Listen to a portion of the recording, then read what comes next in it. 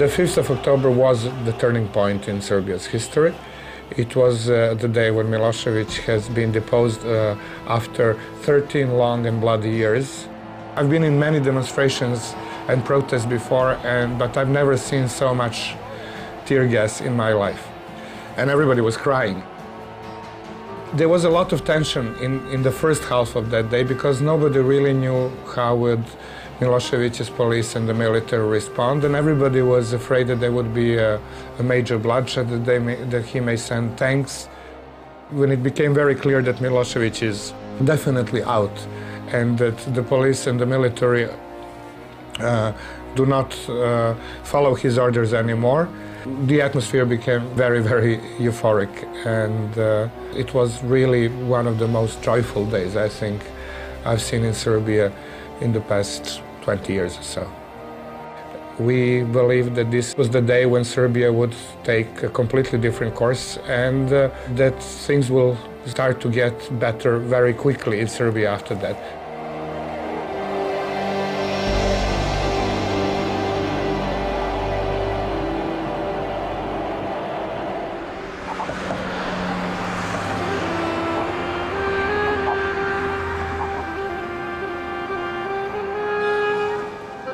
Novi Sad, capital of Vojvodina and Serbia's second city, 8 years after the fall of Slobodan Milošević. The former garrison town of the Austro-Hungarian Empire is less than an hour by car from the border with Hungary and the EU.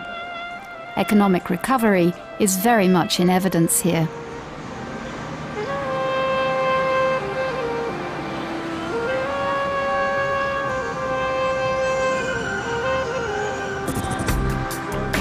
Every summer, the fortress of Novi Sad becomes the venue for the Exit Festival, the biggest rock event in the Balkans.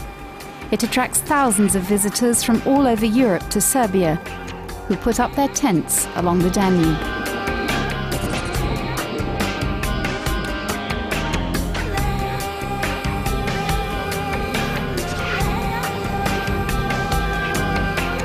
Exit sprang from the mood of resistance against Milošević. Even now, for the organizers, it's not only a musical event, but a stand against narrow-minded Serbian nationalism. Exit has started as a student movement in the year 2000. It was a campaign that was supposed to motivate a lot of young people to participate at the elections.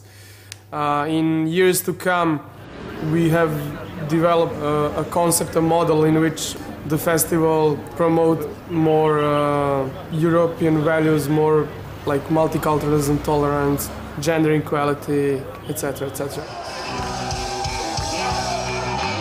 Exit represents a new Serbia, young, European, and keen to overcome existing borders.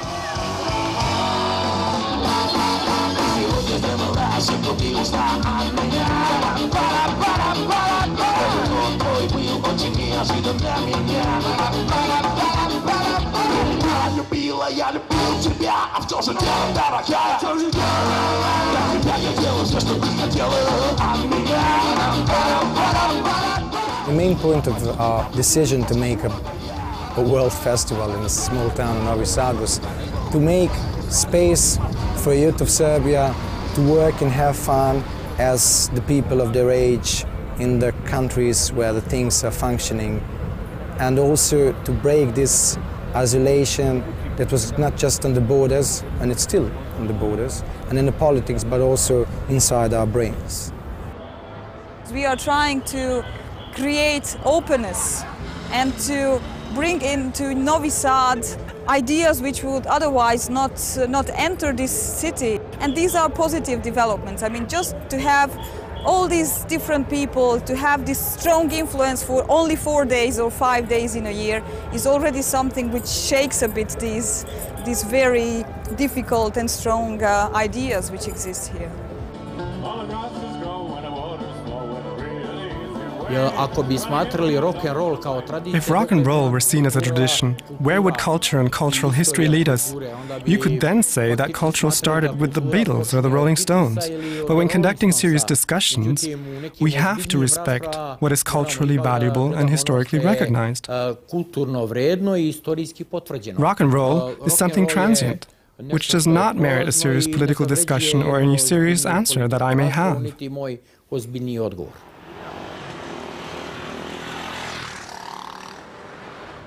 Unfortunately, this country is still not on the right path. There are still many efforts needed in order to open Serbia to be really focused on its European future. And as you can see, here are people from all over the region and Europe, and the atmosphere is great, and there are no incidents or any kind of problems, and that we consider as a real achievement.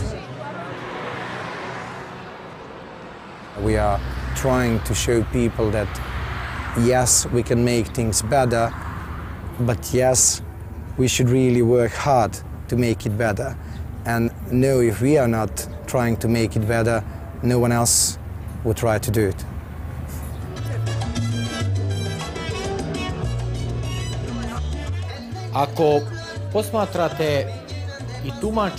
When you observe the atmosphere at this musical event, you have to be aware that the mood is deliberately stimulated. At any rate, mood-enhancing chemical substances are actually involved. Neki preparati, hemijska sredstva koja doprinose poboljšanju raspoloženja.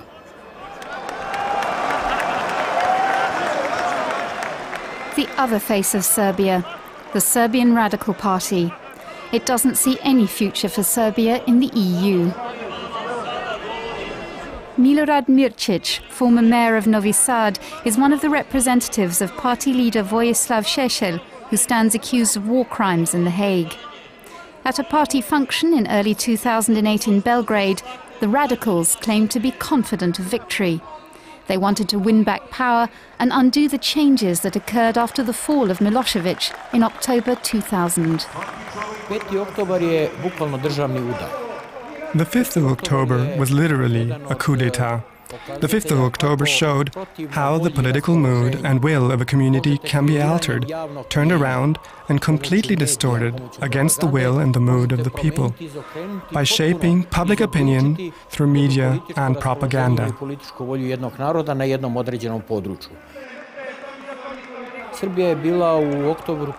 On the 5th of October, Serbia was a huge testing ground, a laboratory used by the Americans and NATO allies to supplant the legitimate government by using brutal, violent means and money.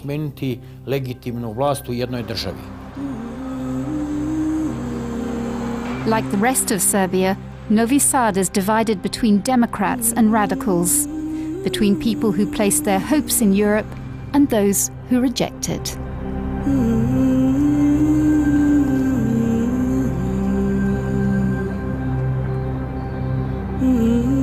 Since the time of the Austro-Hungarian Empire, many ethnic groups have lived together in Vojvodina. The nationalism of the Radical Party has a direct influence on the life of people like Hedvig Horvat, who grew up in this tradition. I belong to the Hungarian minority in Vojvodina. I feel sometimes as a foreigner here, because I am considered as a foreigner. And immediately I leave this country, I am considered as a Serb, with all the negative consequences which are directed towards the Serbian nation and Serbia. I am what I am because I am living in a multicultural society. And I feel really bad about the happenings, what we can see today, where multiculturalism is not really existing anymore.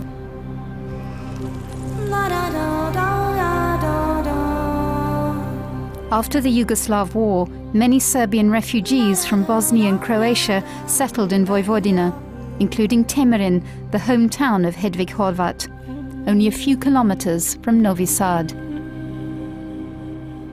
Of course, these people have different experiences and a different way of dealing with living with a multicultural society. So tensions are bigger today as they were before, because now people living together here have to learn how to live together and how to communicate.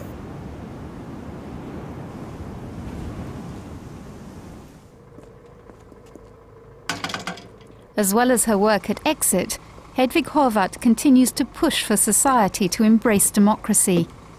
She recently began to coordinate the European Fund for the Balkans in the capital Belgrade, an initiative of Western charities which supports the coming together of Europe and the Balkan countries. The work I am doing is not really easy to understand and is not really popular, because people don't really understand why would European countries or foreign donors really spend money in Serbia and how it is going to influence the developments. It can be very tiring to be involved in, so to say, changing the society or to contributing to some changes in the society for many years, because at one point you can feel very unhappy that the changes are not coming as fast as you thought. After the events of October 2000, a coalition of the democratic parties, led by Prime Minister Zoran Đinđić, took over leadership of the country. The new government faced the task of liberating Serbia from the legacy of Milošević. Many of his opponents who'd emigrated came back to help. These included Božidar Đelić, who'd lived in Paris and became Europe's youngest finance minister under Đinđić. We found a country with no resources, with no budget. One of the first things I've seen in the safe I had in the office of the finance minister was a check written by Anwar al-Gaddafi, who wrote a check to the Yugoslav people to help us at that time. We did not want the lobbies to reorganize and then to start their work. So we really had a pure technocratic, fast tax reform, which very rapidly gave results. The second thing was to be very brave in cutting on gasoline and cigarette smuggling. In many ways, this traffic was the proof of the link between the state and the mafia. And so it was very important for us to cut this as soon as possible, to show to the people that we were not in the hands of the mafia. It was very naive from the beginning to believe that by getting rid of one man, the whole country can be suddenly turned into a modern democracy with free market and strong institutions and stuff like that. Dejan Anastasijević works as a journalist for the independent weekly newspaper Vreme. During the war, he reported critically about the actions of Serbia in Vukovar and Kosovo. In his articles, he continues to expose the real power relations within the country. It turned out that Milošević's politics continued long after he himself was out of power, and that Serbia's road towards democracy was much more long and bumpy than we thought on that day. There was an immediate problem. What to do with Milošević's police, what to do with Milošević's military, with all these command structures. You cannot just disband and send everybody home. That would lead to chaos. There was practically no reform of the security forces, especially the secret police, after Milošević was deposed.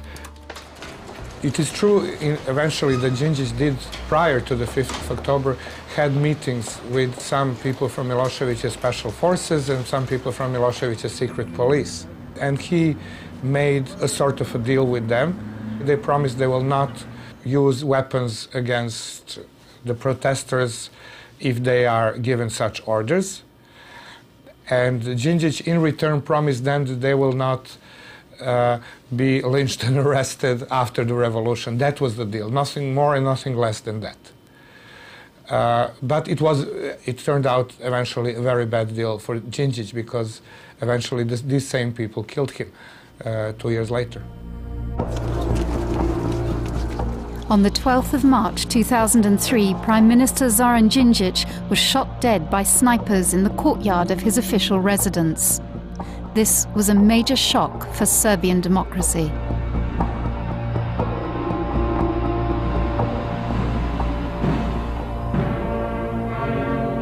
Đinđić had handed Slobodan Milošević over to the War Crimes Tribunal in The Hague. When he also tried to gain control of the Secret Service and army, he was murdered.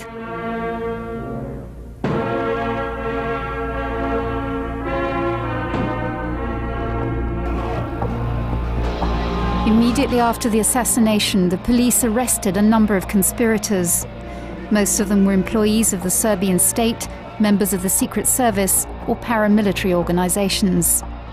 The suspicion that they may even have had links with the highest political circles has not yet been eliminated.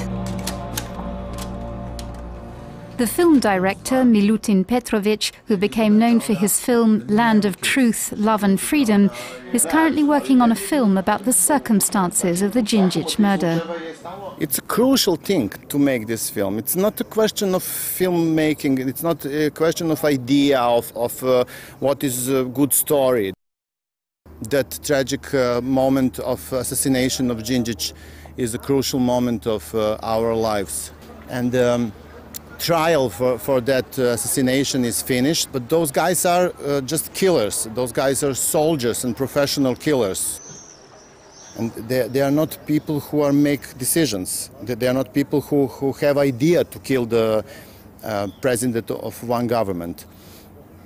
So when you want to kill the premier of one state, you have to have some idea what to do next day. And they had it.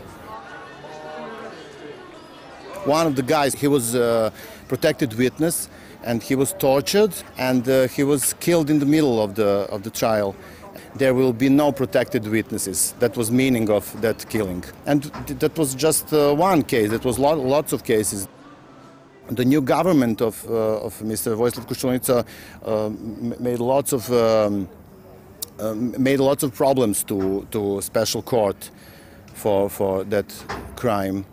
And we have very deep thinking about that Mr. President Vojislav Koštunica and lots of people from his cabinet was involved in that.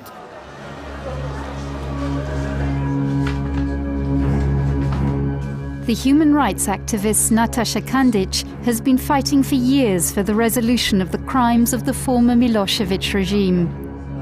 Her documentation center collects the witness statements and evidence required to take the culprits to court.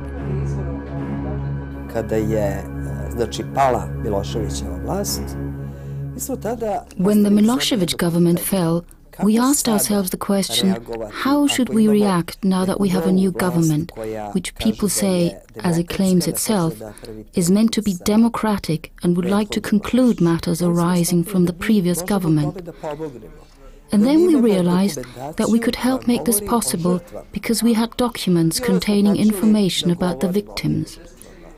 This was how we began to talk about the victims, to talk about them in order to alter the image that existed throughout this period, according to which the Serbs are the victims and that it would be an injustice if the international community were to impose sanctions or bring charges against individual Serbs.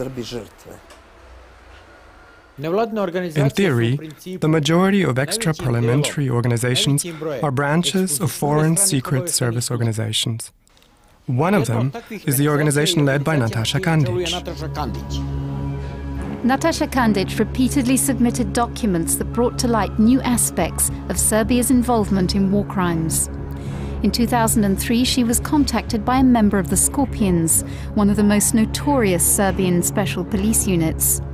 The man no longer wanted to remain silent about his unit's role in Srebrenica.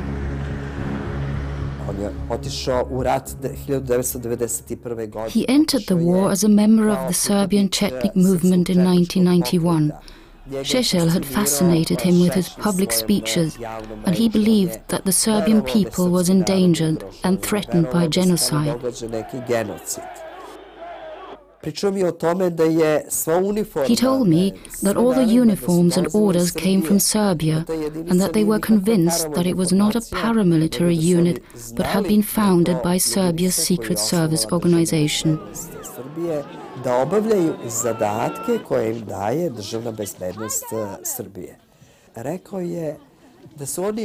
And he told me that they murdered about 10 boys from Srebrenica and filmed the shootings with cameras.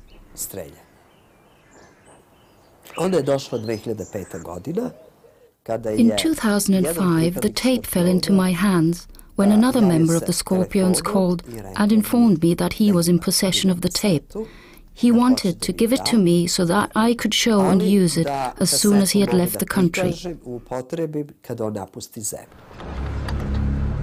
At this point, many Serbs still doubted whether the genocide in Srebrenica, in which over 7,000 Bosnians were killed, had taken place at all. For this reason, Kandić decided to broadcast the pictures of the Scorpions.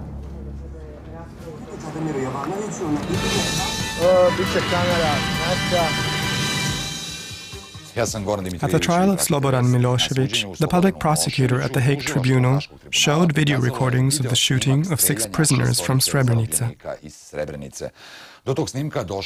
We inform viewers that they are of a shocking nature and should not be seen by persons with a sensitive nature and children.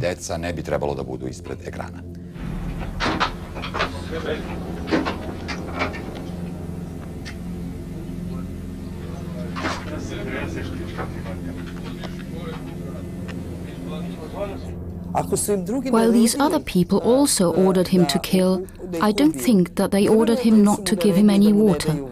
They are not only paramilitaries who follow orders, they have what it takes to behave in a terribly brutal and appalling manner in front of someone that is about to be killed. And the victim begs and begs for a drop of water, but is refused.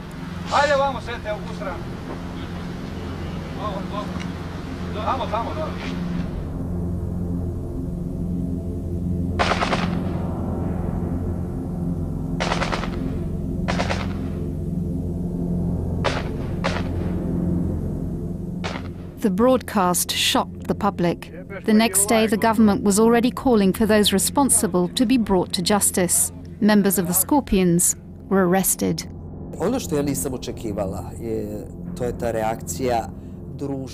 What I hadn't expected was the reaction of the general public. It was encouraging for me. People got in touch to tell us how terribly important it was for them that we had shown this film to the public. Now they knew what had happened in Srebrenica and that what people said about the Muslims going into the forest and killing each other was not true.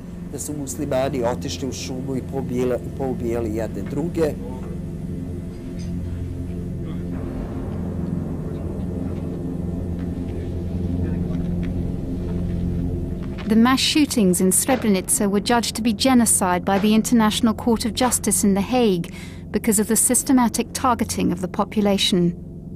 In Serbia, people are now changing their way of thinking.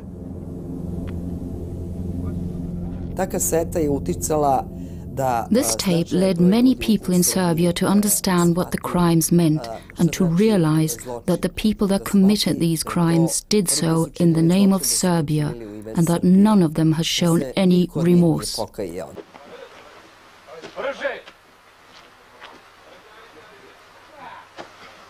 Konkretno, Vukovar I Srebrenica su više proizvod. Vukovar and Srebrenica were predominantly the results of a propaganda war. In the eyes of the Serbian people, anyone who rebels and rises up against any kind of power is always held in high esteem. In this case, the Serbian people consider Ratko Mladić and Radovan Karadzic to be the rebels that refuse to surrender and be handed over. For this reason, we also believe that Ratko Mladić and Radovan Karadzic are becoming part of the legend of the Serbian people.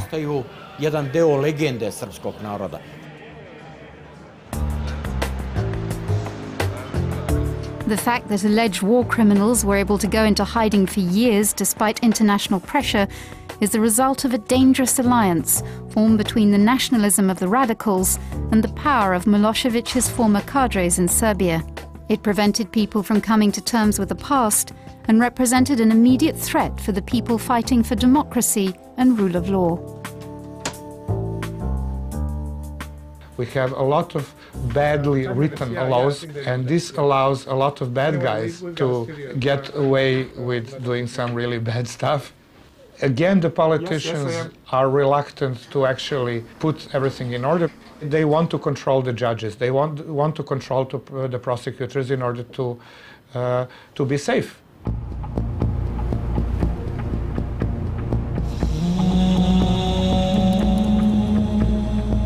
On the 14th of April 2007, unknown attackers carried out a bomb attack on the family of Dejan Anastasievich. It was 2:45 a.m. Between Friday and Saturday, and there was this very loud noise that woke us both up instantly. I smelled the gunpowder, and I realized it was some sort of explosive was used, and the room was full of smoke, and there was glass everywhere. 2 hand grenades were placed here, and me and my wife, we were in the bed in the room, and the bed is below the window. So the explosion essentially went horizontally and vertically, but it didn't go down. But if anybody was standing in the room, the impact would kill us.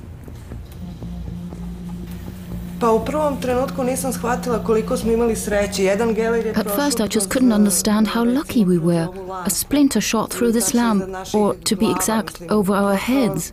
At this moment I failed to see what could have happened to us. I had no time to think about what and who, and it took me actually about a couple of weeks to really find out the reason. This was really not connected so much to a particular story that I did, it was connected with the tribunal. As a witness at the trial against Milošević before the International Court of Justice, Dejan Anastasievich also incriminated Vojislav Šešelj. According to existing law, it would no longer be possible to use these statements in the event of him dying during Šešelj's trial.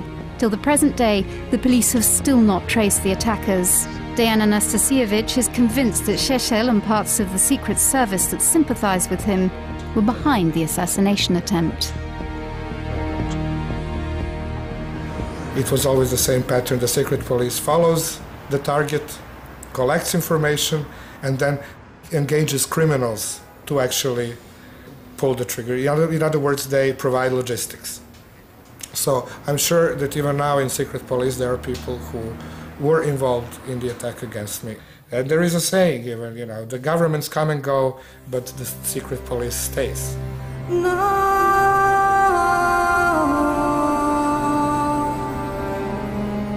Leskovac, an industrial town in the south of Serbia, approximately 50 kilometers from the border with Kosovo. From the end of the 19th century, a burgeoning textile industry began to develop here. From threadwork to manufacturing clothes, socialist factories gave jobs to thousands of people.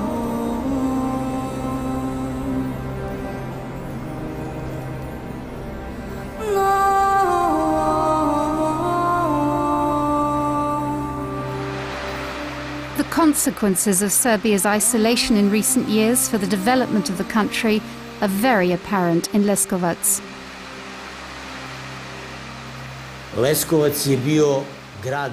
Leskovac was a textile town and considered the Manchester of Serbia or Yugoslavia. But all of that only lasted until the 1990s, when the sanctions were imposed.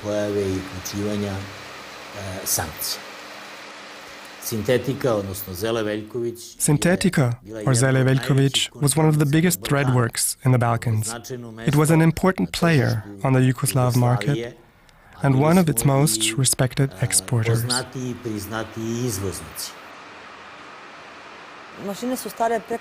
The machines are over 40 years old. We're trying hard to keep them running so that they can still be used and we can maintain quality standards. From year to year it gets increasingly difficult because replacement parts are hard to get. They no longer make them, so we have to improvise and make sure that we produce something or other and somehow get through this whole business until an investor comes along and buys new equipment and machines.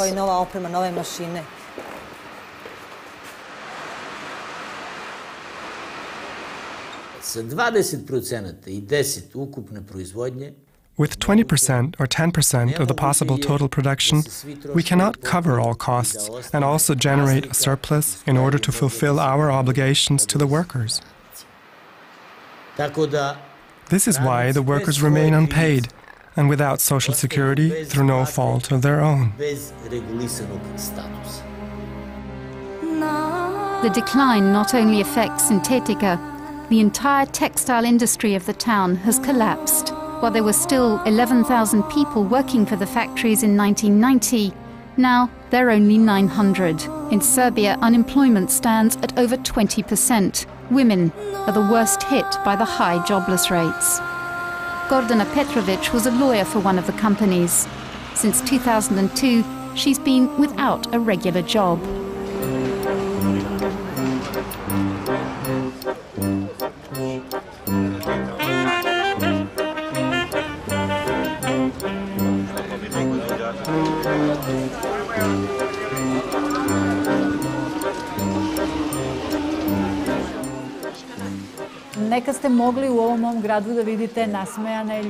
Previously, you would have seen people laughing in my town, women who were always nicely dressed and men who were very smart. In the morning when I went to school or university at 7 o'clock, or after 87 when I went to work, our streets were full of people going to work. At 2 p.m. when the first shift was over, the streets were full of life. You could feel the life in this town. Greyness has now taken over in this town.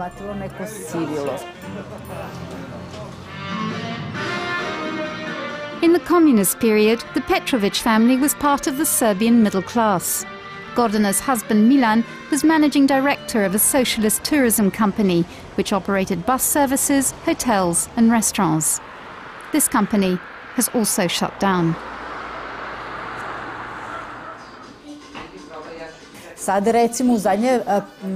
In the last few years, I've not been able to afford a jacket. I can't buy myself a pair of boots because I have to buy them for my children.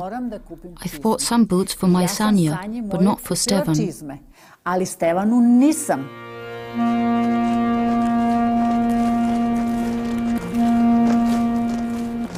3 years ago, the family breathed new life into the farm of Milan's parents, about 60 kilometers from Leskovac.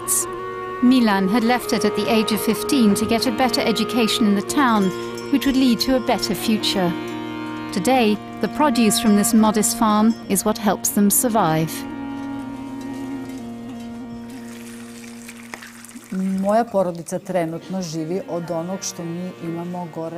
My family lives on what we have up in the village. We buy chicks and feed them for 2 months. Then we sell them to our friends and neighbors. It is not a lot of money, but it tops up the money that my husband gets from his own forest. He chops up wood and sells it. This is how we get a bit of money together.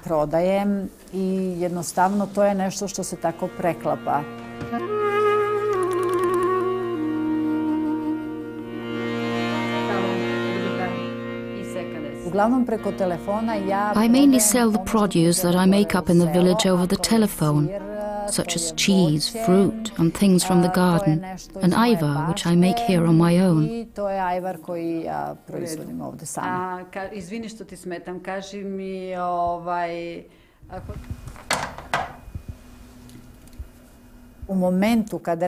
At times, when there is nothing to sell and we don't earn any money for 5 to 6 days, I get in a terrible panic and don't know what to do anymore.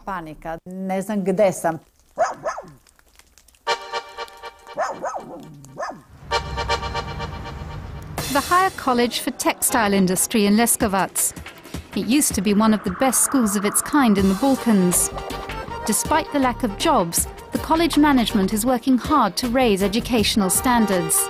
A new design centre has been set up with EU funding.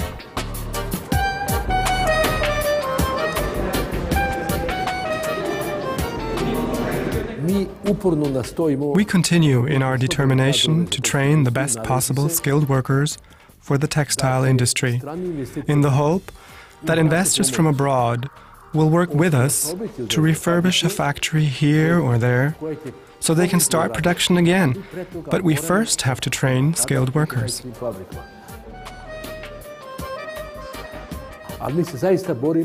We're really fighting to get out of the situation somehow and catch up with the outside world, with the West and Europe. By doing this, we go about our daily lives with our heads held high again.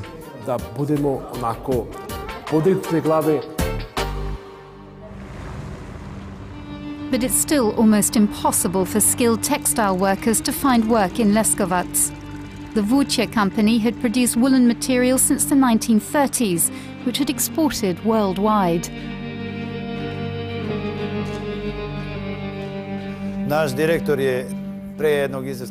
Our managing director went to Belgrade a while ago to look at ways of making contacts in the West, mainly with Italian companies. But we didn't get the green light.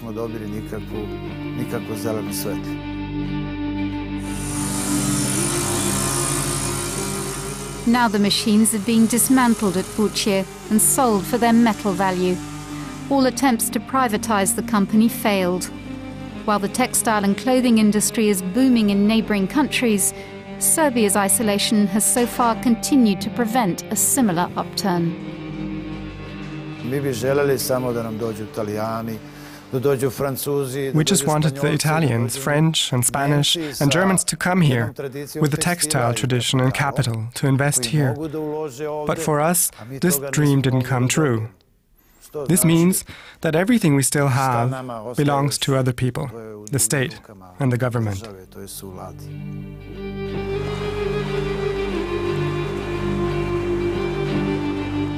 Almost 20 years after the end of communism, the Serbian government is still fighting to gain the trust of investors. In Belgrade, this increasingly leads to success, but large areas of Serbia are stagnating.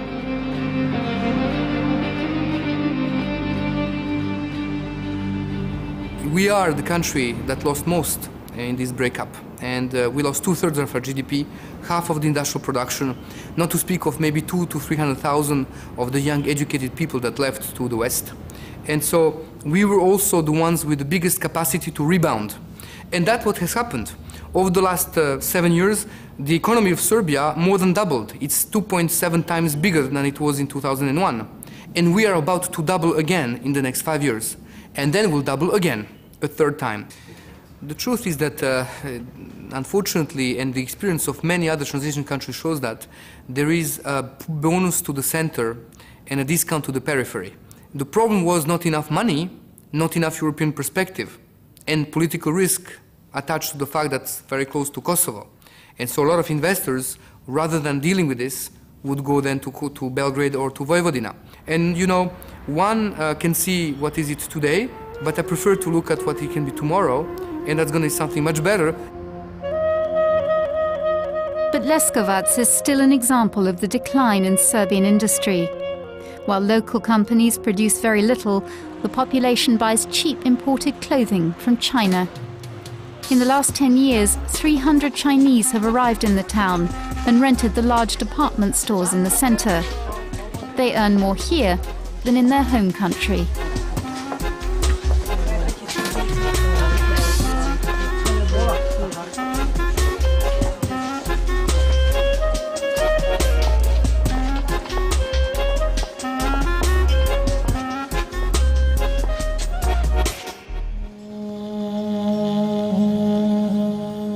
Milan and Gordana Petrovic have placed all their hopes in their new life as farmers. They were over 40 when they made the decision to start again from scratch and build up a sheep farm. It should bring in enough money to finance their children's education in the future.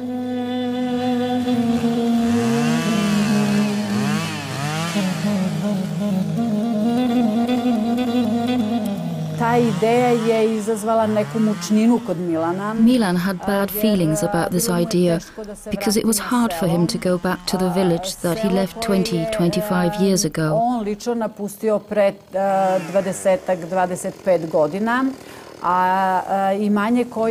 the land hadn't been cultivated for 15 years.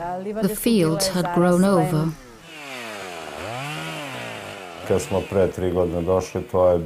When we arrived 3 years ago, everything was overgrown. We had to work our way through to the house.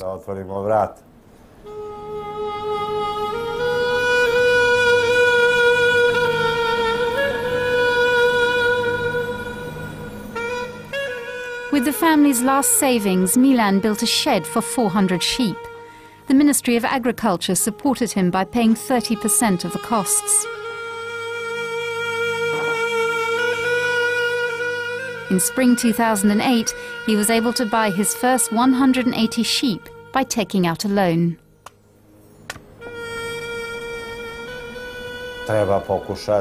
You have to give it a try. It's probably quite normal to try something out, because it's all for the sake of the family. People don't just exist for themselves. My hopes began to burst like soap bubbles a few months after the 5th of October. They disappeared. Everything piled up, all my disappointments. I just wanted to run away and find peace of mind. I no longer wanted to see the people that swindled and lied, only to carry on lying. They're still swindling in order to make a living in the place where they live.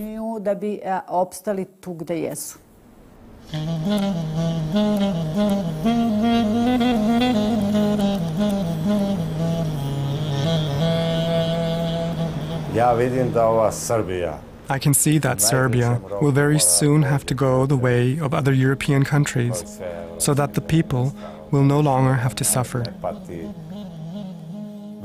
And that this nation should throw out all the politicians who prefer to take care of themselves and their own pockets than think of the people, so that there will be prospects and hope in this country.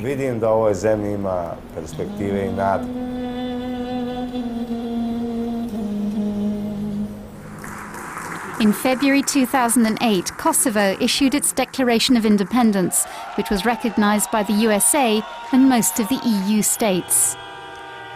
For years, the Serbian government had been vehemently bracing itself against this loss under Prime Minister Koštunica, the successor and former comrade-in-arms of Đinđić. The coalition between him and the Democratic Party now collapsed. Koštunica sided with the radicals, declaring that getting Kosovo back was more important than joining the EU. Is there anyone here who thinks that Kosovo doesn't belong to Serbia? Kosovo is the first name of Serbia. Kosovo belongs to Serbia. I will not rest until Kosovo is under Serbian control. In the October 2000s, we were all on one side. Koštunica was together with us. Even at that time, didn't think that Koštunica is the best possible choice, but he was one of the rare that could win Milošević and defeat him. Many things has been changed in the past 8 years, and if somebody told me that Koštunica will have more sympathy for the radicals and that he will have more sympathy for the right-wing option in this society, then that will be a huge surprise for me. In February 2008, a mass demonstration in Belgrade against Kosovo's Declaration of Independence spun out of control. Attacks were also directed at the B92 TV station where Saša Mirković worked. The most dramatic scenes happened when several thousands of demonstrators first ruined several embassies in the center of town, and in the obviously synchronized and organized action, they wanted to burn B92 building. And in that very moment, the police that surrounded B92, they left our premises, and only few of the policemen were in front of the building. So it was very difficult to expect that anybody could protect our building in such circumstances. We invited the Minister of Defense, Mr. Dragan Šutanovac, to come in the premises of B92. He came a few minutes later and went into our offices. Then it was interesting to see that suddenly 2 buses of the elite gendarmerie corps came and surrounded the building of B92. The battle lines were clearly drawn following the dramatic events of February 2008. Koštunica pushed for a coalition with Šešel's Radical Party. New elections would decide who was going to lead the country in the future. The radicals turned against the EU and hoped that Putin's Russia would be a strong partner for Serbia. The idea of creating a greater Serbia is something that lives on, something that exists as a political will and also represents the mood of the Serbian population. Serbia has to prepare itself so that it has enough political respect and economic strength to achieve this aim as soon as circumstances change on the international political stage. At the same time, a pro-European bloc was formed under the leadership of the Democratic Party of President Boris Tadić. But many experts in Serbia and abroad thought it had little chance of victory. The result of the vote on the 11th of May 2008 brought a surprise. The Democratic Party and its allies gained more votes than the radicals and won the election. Koštunica became the great loser. One of the first steps taken by the new government was to replace the head of the Secret Service. Only a few days later, Radovan Karadzic was arrested in Belgrade and handed over to The Hague. A clear sign of its desire to work with the EU.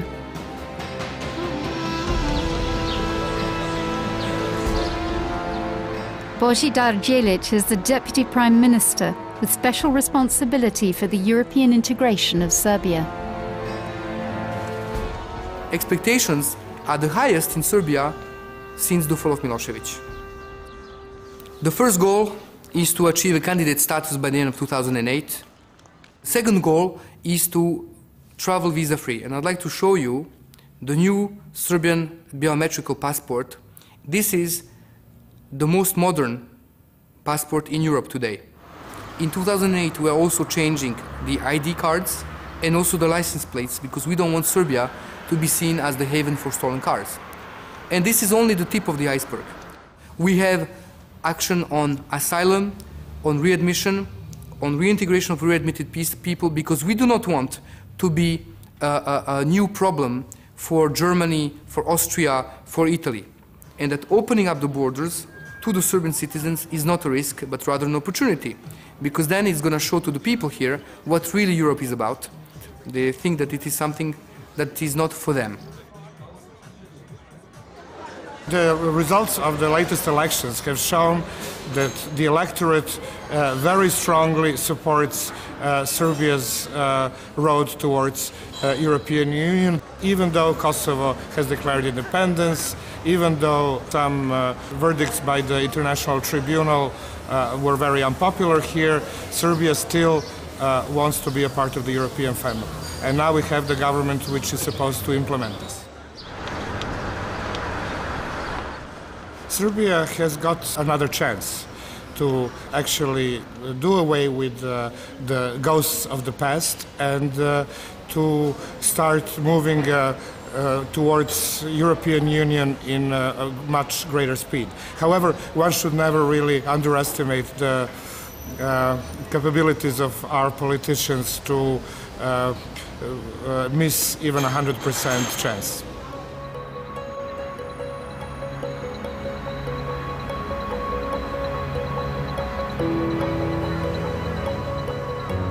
As Deputy Foreign Minister, Milica Delević is one of the new generation of Serbian politicians that want to finally overcome Serbia's isolation. I was raised in a socialist Yugoslavia, which for all of its shortcomings was stable and more predictable than the other forms of Yugoslavia and the other forms of state that we've lived in since then. My older daughter was born after the 96-97 protests. I remember protesting while I was expecting a baby. And my younger daughter was born shortly after the October 2000 changes. In 2000, I think that the wish of the Serbian citizens to join the EU was probably the single good consequence of the Milošević regime. There were lots of disagreements, but on the issue of the European Union, it appeared that we are all united. And this was so because the European Union somehow came to exemplify everything that Serbian citizens expected. And this is like better, more stable, more prosperous, more predictable, and safer life. It is also important that all of the countries make some progress, that there is no feeling that there are like destined front runners and destined laggards, because among laggards then you have less of a goodwill to try and be delivering on the conditions. Since the fall of Milošević, a lot has changed in Serbia. It was a difficult transition with many setbacks. But now there's real hope that the unfinished revolution of October 2000 will continue, and that Serbia will no longer lag behind on the way to Europe.